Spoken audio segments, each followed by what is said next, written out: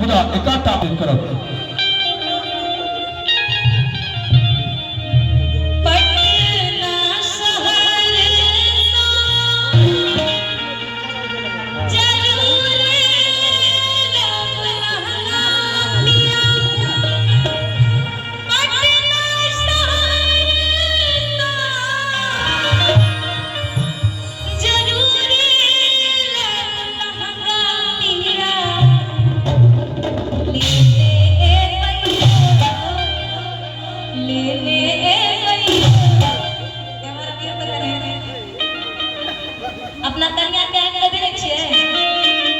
अपना कनिया के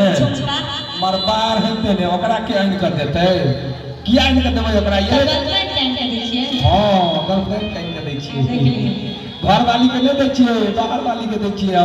ओना हम बजेलो है ले हां कहियो भजन में कितने सुंदर साली बजबै छै सुनाई सब लोग गीत